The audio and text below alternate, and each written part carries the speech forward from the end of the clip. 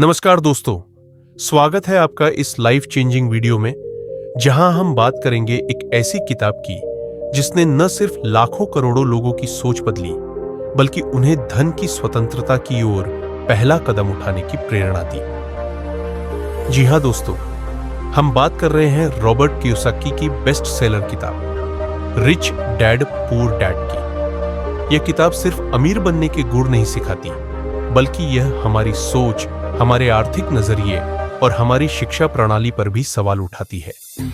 इस किताब में एक ही बच्चा दो अलग अलग विचार वाले पिताओं से सलाह ले रहा है। एक पिता कहते हैं पढ़ाई करो, अच्छी नौकरी लो, सुरक्षित भविष्य बनाओ। वहीं दूसरे कहते हैं पढ़ाई करो लेकिन खुद का काम करो, खुद के लिए पैसे कमाने की मशीन बनाओ। आपके हिसाब से कौन सही है? इसी विचार के बीच यह किताब हमें सिखाती है कि अमीरी सिर्फ पैसा कमाने से नहीं, पैसे को समझने से आती है। रॉबर्ट कियोसाकी ने इस किताब में अपने दो पिताओं का जिक्र किया है। पुअर डैड, उनके असली पिता जो पढ़े लिखे थे, सरकारी नौकरी में थे, पीएचडी डिग्रीधारी थे, लेकिन जीवन भर आर्थिक परेशानियों से जूझते रहे। और रिच डैड, उनके दोस्त माइक के पिता जिनकी स्कूलिंग कम थी लेकिन पैसे को लेकर उनका नजरिया बहुत तेज था। उन्होंने धीरे धीरे अमीरी की सीढ़ियां चढ़ी। अब कंफ्यूजन यहां होता है कि एक हाईली एजुकेटेड व्यक्ति जीवन भर आर्थिक संघर्ष करता है और दूसरा कम पढ़ा लिखा व्यक्ति अमीर बन जाता है। यह किताब इसी पर विचार विमर्श करती है और यही इसकी असली ताकत है। यह किताब क्यों जरूरी है? आज हम सभी ने स्कूलों में मैथ, साइंस, इतिहास, भूगोल पढ़ा है, पर क्या कभी हमें किसी ने सिखाया टैक्स कैसे भरते हैं, निवेश कैसे करें, पैसे को कैसे मैनेज करें, नौकरी से आगे की सोच कैसे विकसित करें? इसका जवाब है नहीं। और यही कमी रिच डैड पुअर डैड हमें दिखाती है और इसके सॉल्यूशन को हमें बताती है। आर्थिक सफलता हमारी शिक्षा प्रणाली पर नहीं बल्कि हमारी सोच और फाइनेंशियल इंटेलिजेंस पर निर्भर करती है।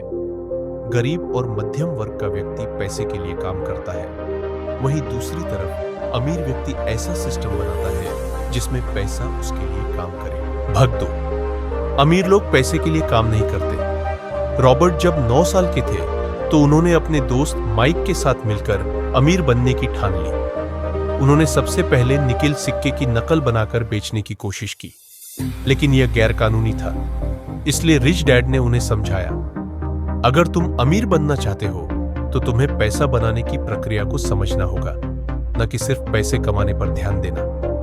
और वहीं से शुरू हुआ रॉबर्ट का पहला फाइनेंशियल सबक। सबक नंबर 1, पैसे के लिए काम मत करो, कुछ सीखने के लिए काम करो। जब रॉबर्ट ने रिच डैड से अमीर बनने का तरीका सीखने की बात की तो उन्होंने कहा, ठीक है, तुम मेरी दुकान में मुफ्त में काम करो।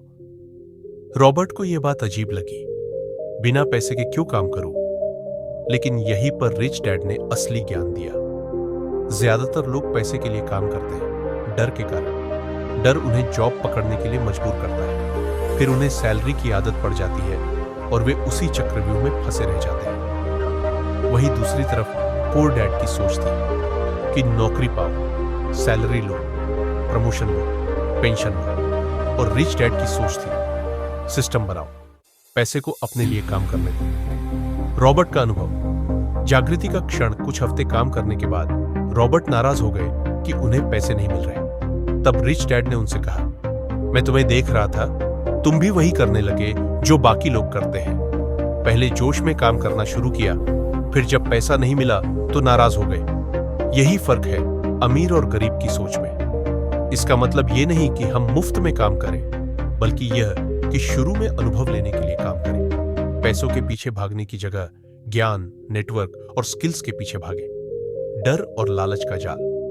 रिच डैड बताते हैं कि दो सबसे बड़ी भावनाएं डर और लालच है जो लोगों को गरीब बनाए रखती है। डर, अगर नौकरी चली गई तो क्या होगा?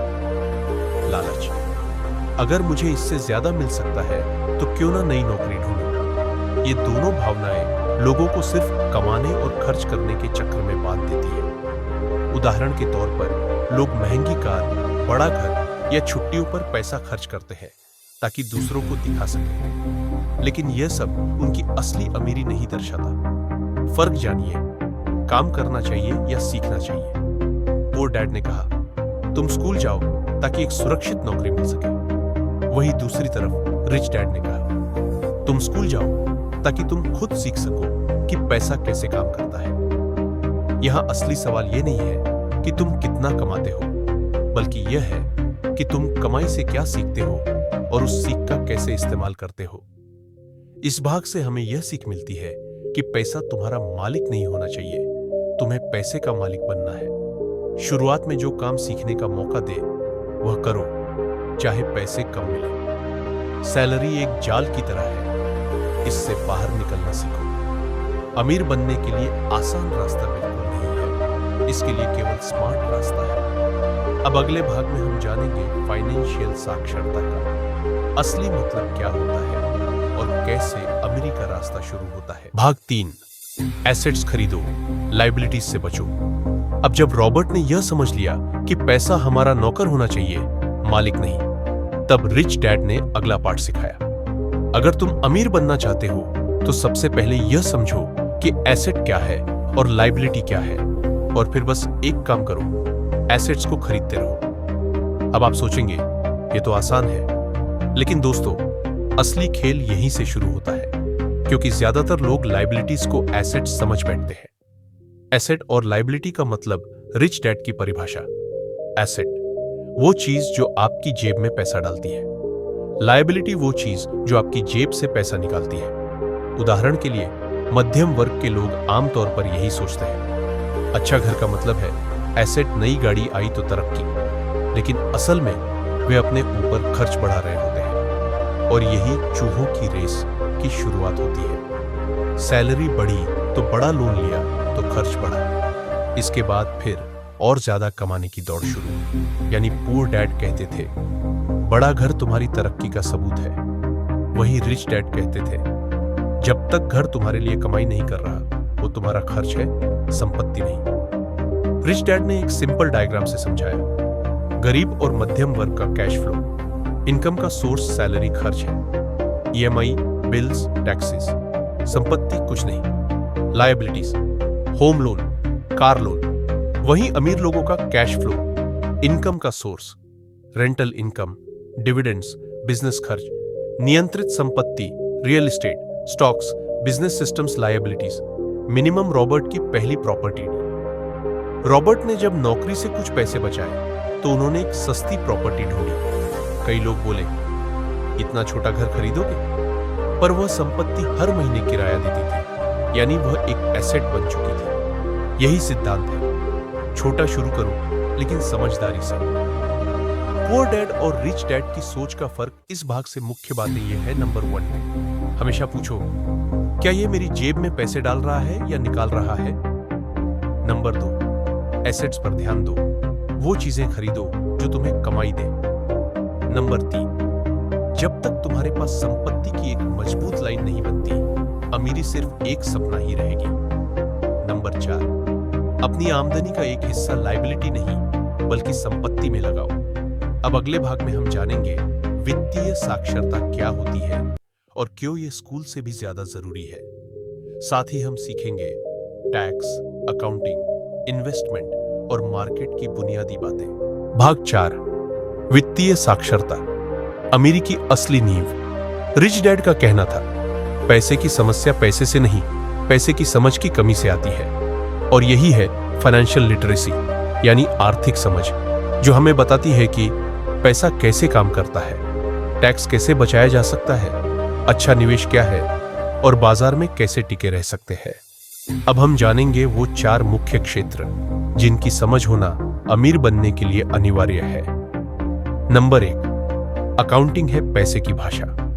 अगर आपको यह नहीं आता कि पैसा कहां से आया, कहां गया, तो आप कभी अमीर नहीं बन सकते। रिच डैड ने रॉबर्ट को बैलेंस शीट और इनकम स्टेटमेंट बनाना सिखाया। साधारण भाषा में, इनकम स्टेटमेंट, आपने क्या कमाया और क्या खर्च किया, आपने क्या N.L खरीदा और क्या उधार लिया।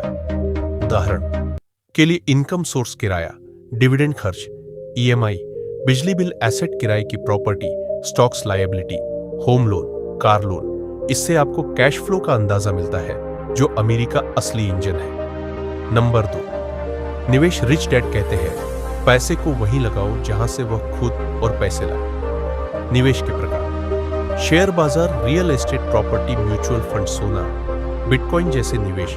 लेकिन बिना समझ के किया गया निवेश एक जुआ बन जाता है। इसलिए रॉबर्ट ने कहा, हर निवेश से पहले जांचो, सीखो और समय दो। दूसरों के भरोसे मत रहो, बल्कि खुद जानकार बनो। नंबर 3, बाजार की समझ। बाजार सिर्फ स्टॉक्स का नाम नहीं है। यह समझना जरूरी है कि किसी प्रोडक्ट की डिमांड क्यों बढ़ती है, सरकार की नीतियां कैसे बाजार को प्रभावित करती है। रिच डैड ने बताया कि अच्छा इन्वेस्टर वही है जो मौकों को पहचान लेता है, जबकि बाकी डर के मारे भाग जाते हैं। उदाहरण: कोविड के समय जब मार्केट गिरा, कई लोग डर गए, लेकिन स्मार्ट निवेशकों ने सस्ते में बढ़िया शेयर खरीदे और उसका फायदा उन्हें बहुत ज्यादा हुआ। नंबर 4, कानून और tax, law and tax. Poor dad हमेशा टैक्स को एक बोझ समझते थे। रिच डैड ने सिखाया, अगर तुम टैक्स सिस्टम को समझते हो तो तुम वैध तरीके से टैक्स बचा सकते हो। कंपनी बनाना इसका एक सबसे बढ़िया उदाहरण है। यानी एक बिजनेस ओनर को खर्चों के बाद टैक्स देना होता है और वो अपने खर्च को मैनेज करके टैक्स बचा सकता है।